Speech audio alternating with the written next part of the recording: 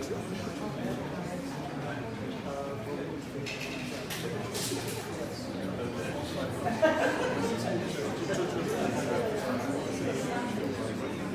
I think we will go straight to Richard's presentation now, and then we can pick up questions from your discussion afterwards. So go ahead.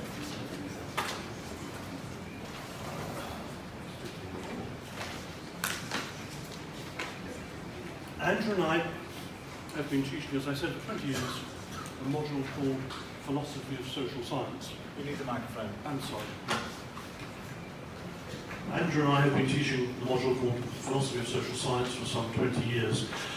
It started off when I was in charge of a program at my university called Combined Honours in Social Sciences, where students could choose modules under certain kind of regulations from different social science areas, and even take 2 modules a year from outside, from the arts or even from the sciences, so nobody ever did. Not quite so close, Richard. Too many plosives in what you're saying. Too many? Plosives. Polynomials. Plosives? Yes. Enough, no more plosives. And we used to get about 25, 30 students a year, sometimes more. And recently we've opened the module to education students. And one of the purposes of the module is to be an antidote, because almost all social science students, education students, politics, sociology, etc., have a compulsory methods module. And this is all about randomized control trials, big data sets. The students hate it. Isn't that right, Claire? Claire survived it all. And so we tried to introduce them to a more humane, and Andrew and I began to think increasingly a more Wittgensteinian approach to social science. Because just as Wittgenstein, Andrew thinks, offers us a way out of some of these mistaken moves in education, so Andrew and I both think in a specific context of educational research, Wittgenstein shows us the way.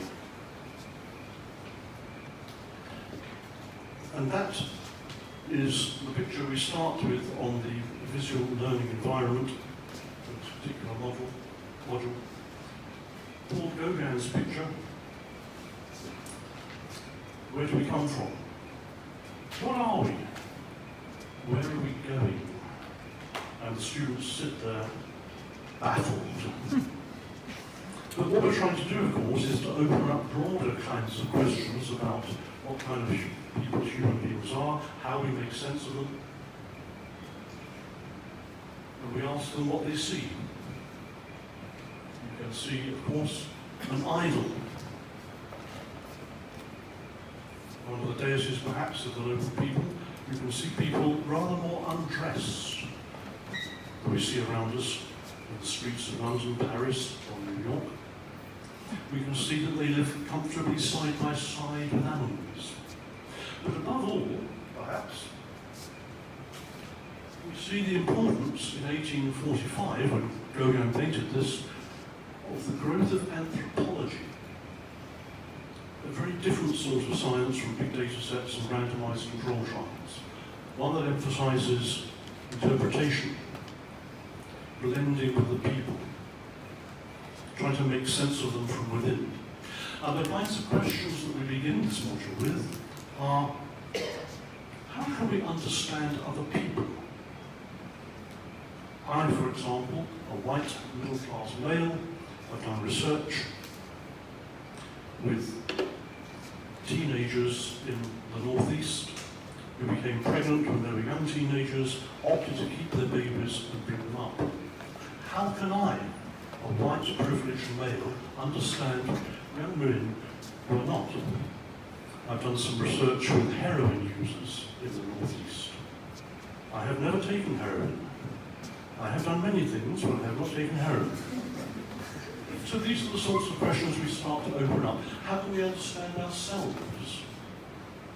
What kind of approaches will help us to do that, if not big data sets and all the rest of the apparatus? And we are up against it because constantly our students are exposed to very, very different ideas about social science research. What works? And as Andrew says, if it worked over there, would it work here? There's an assumption amongst many social science researchers that whether it's crime, drug use, educational programs, what we're looking for is what worked there to see if we can bring it over here. Evidence-based. I stumbled into my School of Education the other day in search of something, and I found in the common room a leaflet.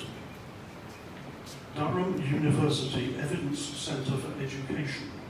This was news to me. I didn't know we had one. No, we didn't, but we have now. It says, Durham University Evidence Centre for Education is a research centre that generates, assesses, synthesises and promotes robust evidence related to education policy and practice, with particular regard to inequalities and educational justice. Who could be against that? The centre includes educational sociologists, psychologists, geographers, anyone missing? Health scientists, methodologists and practitioners, based on a lifelong and society-wide view of education. Great. But you open up and you see some of the publications that are highlighted, checking the possibility of equating a mathematics assessment between Russia, Scotland and England for children starting school assessment in education. Now that's not going to be done by interpretation, that's not going to be done by interviewing, that's going to be done by crunching the data. Well, here's another one, a feasibility study of the impact of the Kodai, that's the Hungarian composer, a Kodai-inspired music program on the development outcomes of 4 to 5-year-olds in England. And this is being dressed up as if this is the only kind of evidence that counts. What starts off looking very liberal, this is a very open conception of evidence, turns out to be something much narrower. And that, despite the appearances, I'm not dismissing this, there's a lot of excellent work of this sort that takes place in my own institution as elsewhere, but I don't see why we should go along with the idea that really this is the only sort of evidence that counts as evidence. Randomized control trials, often called the gold standard. Big data, the bigger the better. And now, this particular institution, which I came across, that's where social science and educational research currently operate. And Wittgenstein says, of course, a picture held us captive. And it's pretty clear that when he talks about that, he has as much himself in mind. He was captivated by the scientific picture. That's why the Tractatus is so utterly forbidding. That mathematical notation, all that dreadful stuff that nobody else, we all pretend we understand it, not many of us do. The allure of science.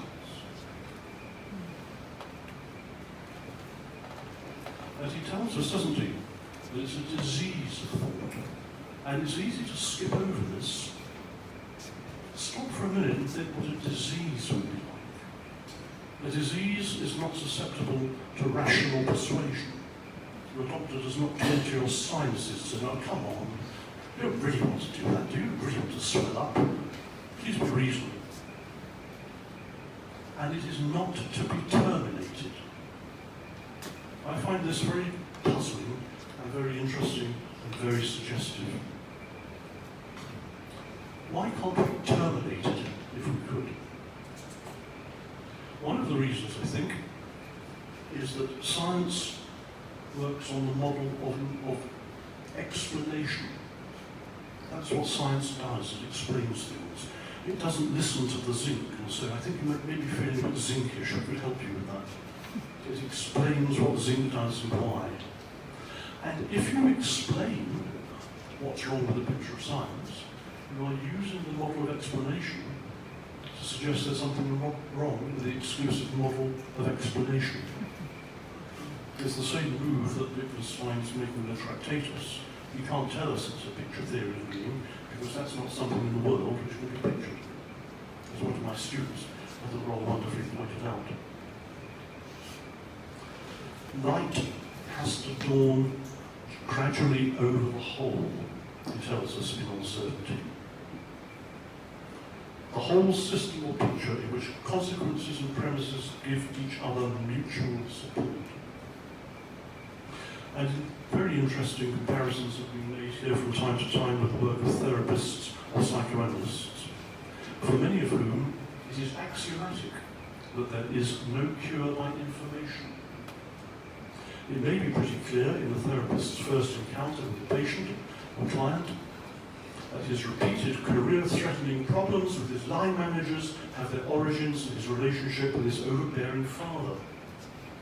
But nothing will be gained by telling him this. It may in fact stand in the way of thinking about his relationship with his father in more helpful ways. He may demand explanation. You're the expert. Can't you explain to me why I'm like this? And this is one of the reasons why, according to Freud and others, psychoanalysis has to take place under conditions of maximum frustration. It is explanation that has to be frustrated. What matters here is less the apprehension of some kind of determinate truth about the father than how we stand with what we are coming to grasp. Do we stand to it ironically, ruefully, furiously, hate my father, dogmatically?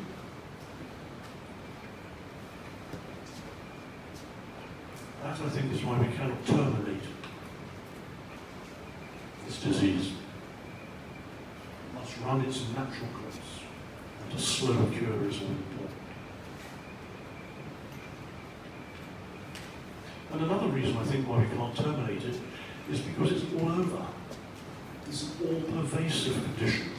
Think of the way in which scientific assumptions about the notion of cause get into all our ordinary talk about causation.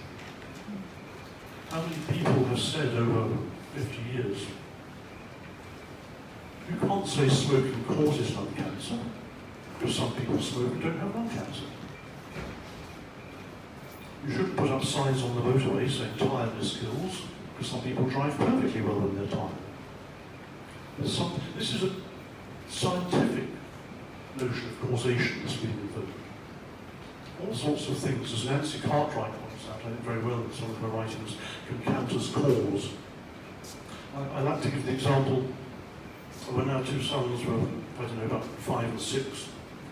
They were playing football in the garden, kicked the ball, smash, window broken. Why did I get the blame? What? Was I the cause? Well, in a way, yes. Because my wife had been saying, look, you really do need to replace that with safety glass. Yeah, I'll do it tomorrow, I'll do it tomorrow. Yes, I was blameworthy, I was a cause. But it's not a scientific kind of cause. It doesn't mean that whenever you fail to replace glass with safety glass, disaster occurs. Or the idea that everything's in the genes.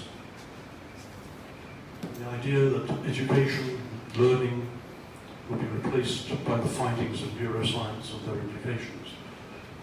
The scientific capture runs through 21st century life in the West.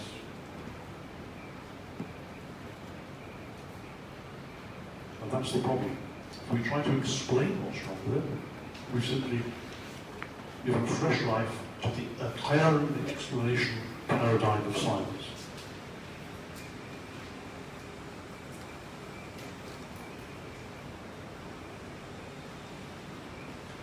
It would be silly not to admit that there are material factors behind the scientific paradigm of educational research. You make money. It's easier to get research funding for something which looks scientific. You can hire people to go out and do the interviews, you can hire people to crunch the data, you can look around for expenses to incur, as Stephen Collini beautifully puts it in his critique of modern universities. On the first page on the first page of this booklet for the Durham University Evidence Centre for Education. It reads, DECE promotes, evaluates and monitors the impact of high-quality education research. We are happy to undertake rapid reviews, evidence summaries, evaluations, in-depth work, modelling and secondary data analysis. Hire us, hire us. Nobody's recording this, are they? I don't care.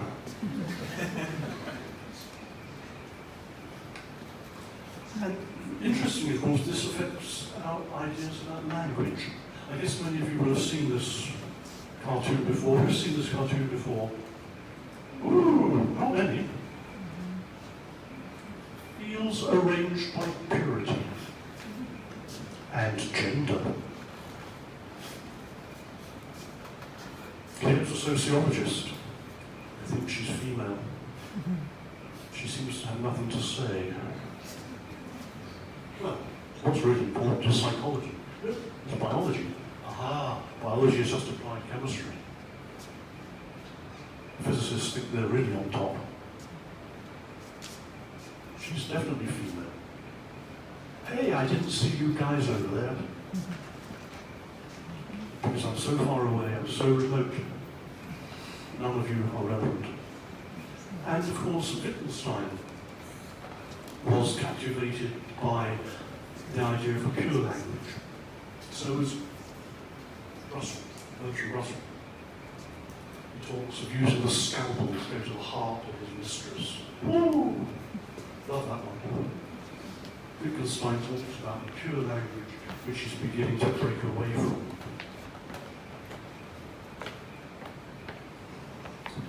He admits in the Investigations 107 that he was bewitched by science, by the language of science, looking for a perfect language, pure and crystalline, like the language of logic and science.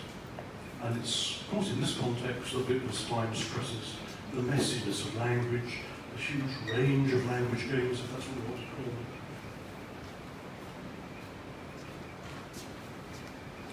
And this, I think, is how we should understand what sometimes seems a very strange remark. Every sentence in our language is in order as it is.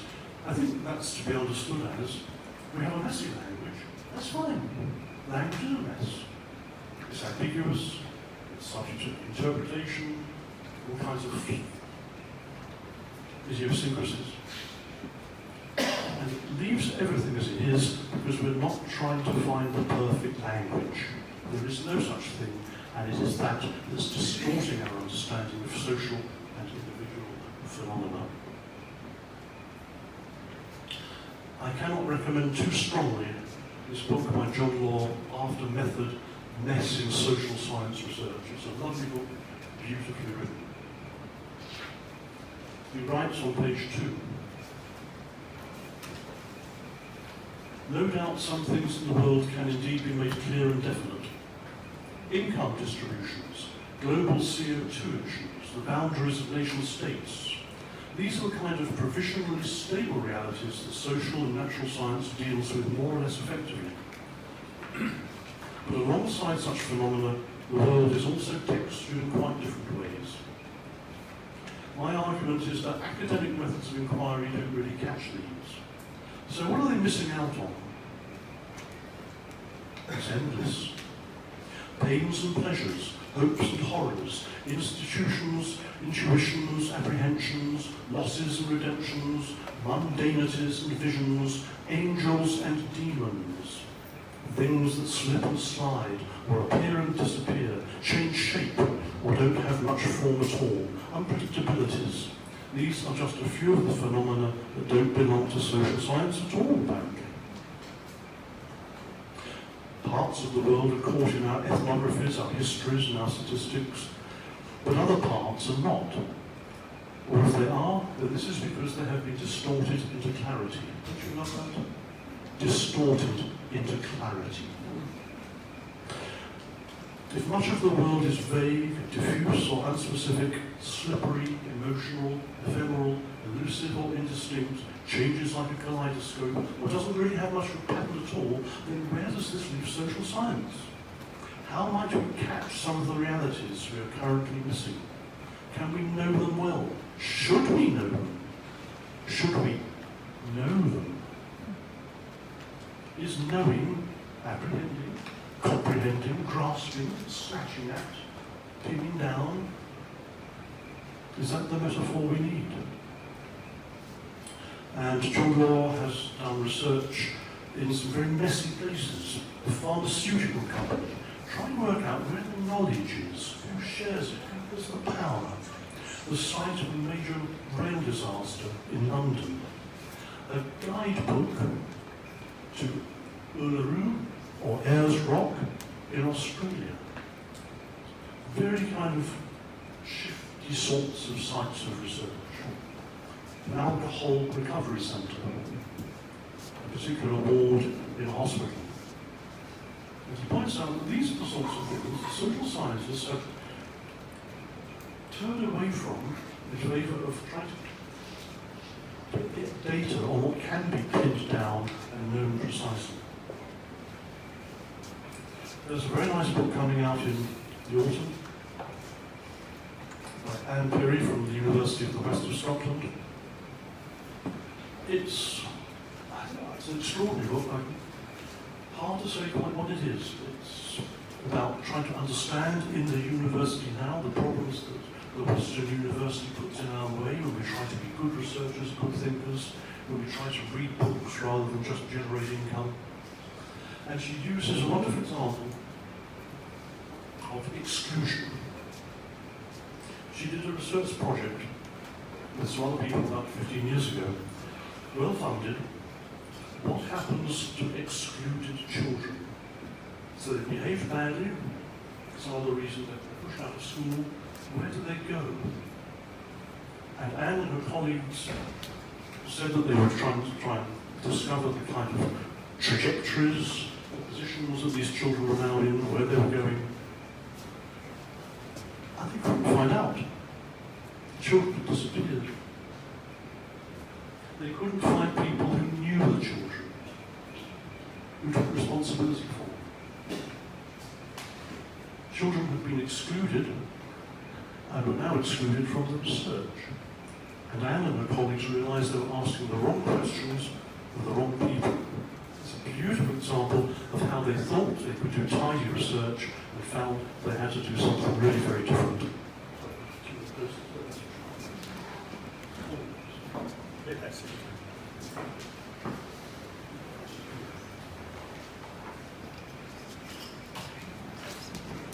To come down to some very basic ideas then, it's our craving for generality. What works here will work there. What's good for this child will work for that child. The programme of instruction for this classroom will do for the other classrooms. That's what's wrong. Our craving for generality. And our craving for a kind of illegitimate usage of the word knowledge. As if to use the word knowledge, you had to be talking like a scientist who knows about the secret of hydrogen.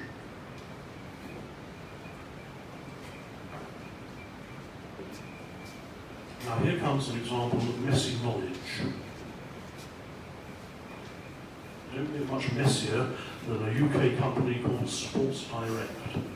It sells cheap sportswear and leisurewear that looks like sportswear.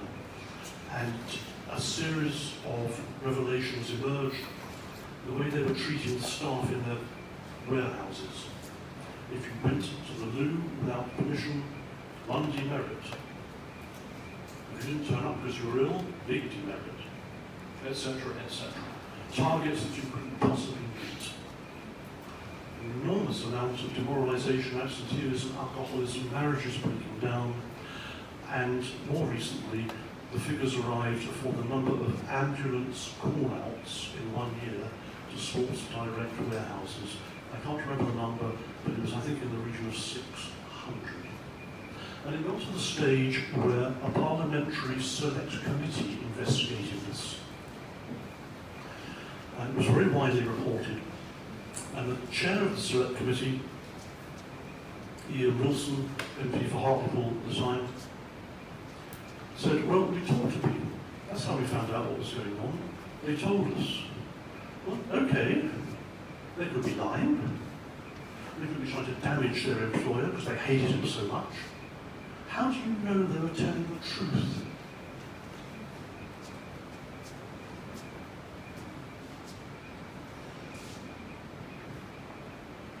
Isn't that wonderful? This is a parliamentary select committee.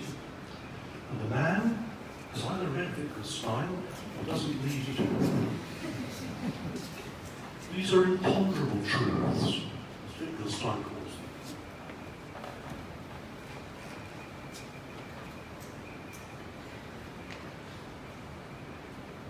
Imponderable evidence.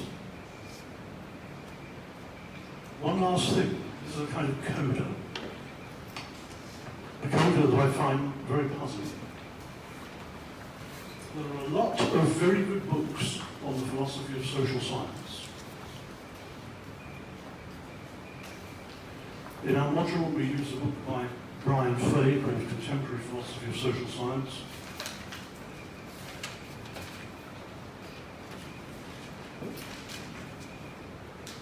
He has two references to Wittgenstein. Vernon Pratt's The Philosophy of Social Sciences, an excellent book, mentions Wittgenstein again twice in two endnotes. Martin Hollis's The Philosophy of Social Science introduction tells the reader that the philosophical investigations makes fertile use of the notion of a game in discussing human action. And he helpfully connects this with the idea of rule-governed activity. Brian Fay has just two references. Michael Root's Philosophy of Social Science makes no reference at all to Wittgenstein. The only text in these introductions to social science I know that draws substantially on the work of Wittgenstein is Roger Trigg's Understanding Social Science. There are over a dozen references to Wittgenstein. They all relate only to his discussion of rule-governed activities and forms of life. There's something missing here in social science. It's a Wittgensteinian approach. So for roughly similar, in some way different reasons, Andrew and I think there is something to be done here with Wittgenstein that could do us all a lot of good.